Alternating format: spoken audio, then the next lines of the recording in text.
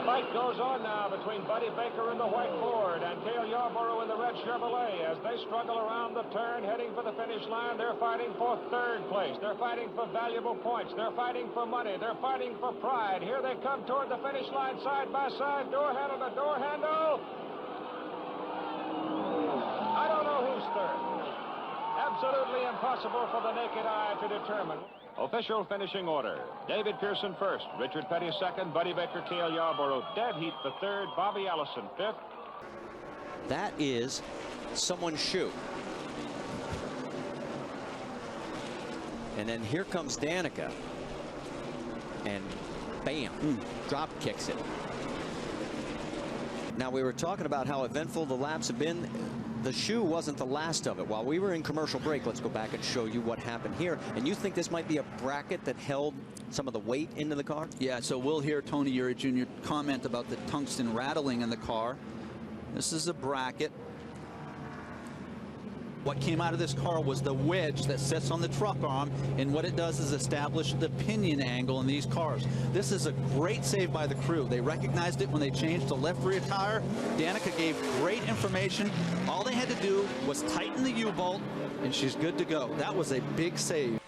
Trouble down in turn number one, and it is Bill Elliott, who was trailing the field by about 12 seconds, and we're told Elliott cut down a tire. Yeah, that has every look of a right front failure. 15 of 70 laps complete in the Budweiser shootout of 2008. We're under caution in Daytona. Now we've got a problem, because down in turn number one, they cannot roll Bill Elliott's car forward and down off the banking because of that tire. The wrecker cannot go up there and park and hook up to it. So as they complete lap 19, they'll come around and take the pit stop next time around and actually finish the 20th lap on pit road.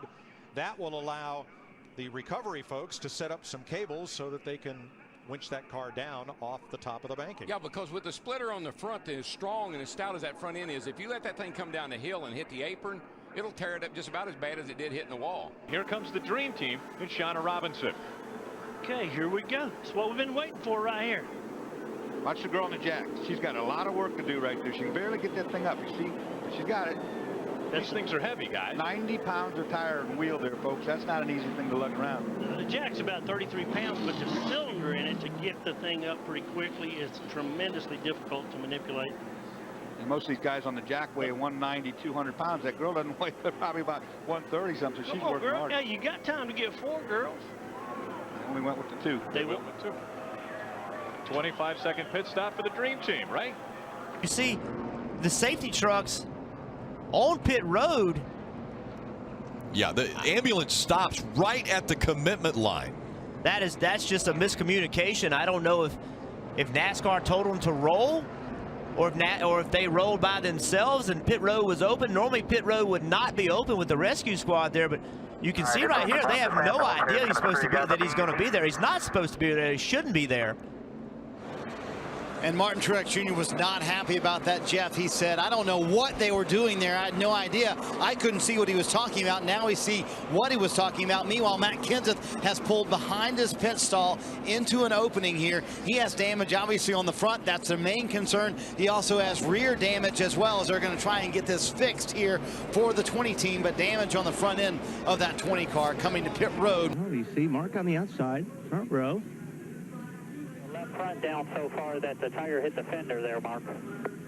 That wasn't it, buddy. It was mechanically bound. It was locked. It wasn't a fender. What in the world? I have no idea. He's talking like the way he's talking to Ben Leslie is all of a sudden it just locked up. He was turning it left, and it would not turn back to the right. It just locked up. And Ben is talking about the air pressure being so low. Matt, let's look and see if we can discover what happened here. And there in the top of the picture, you saw some smoke coming off the wheels of car number 23, the Bear car of Bob and Richard Bear from Oxford, Maine, and the car sliding, coming up across the top of the tunnel. People darting, getting out of the way, as those are press photographers up there and safety personnel. I have never in all my years coming to Daytona seen a car take such an incredible course. Let's obviously hope that no one was Injured by the car. Big trouble on the track, Rick. Yeah, the 70, Derek Cope. A lot of damage to the front of that race car. The hood flew off, it looks like. But a lot of bracing damage also underneath the hood. And the caution comes out now for the 6th time.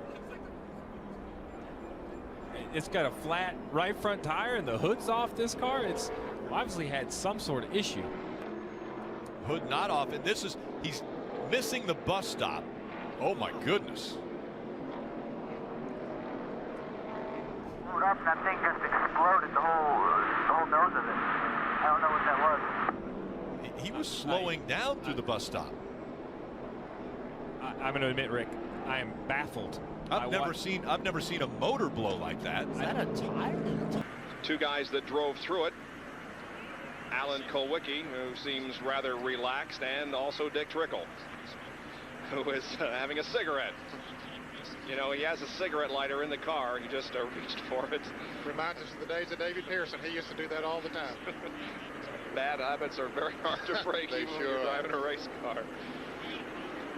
So Ricky Rudd, also Bobby Hillen, Rusty Wallace, the 21 car of Dale Jarrett, Buddy Baker, Alan Kulwicki, and Dave Marcus were involved in that crash. What happened here? Wow. Nope, missed it. Oh, my goodness. And that is a mess. But thank goodness for the barrels, though, because look how much damage that truck would have had he hit the end of that concrete wall.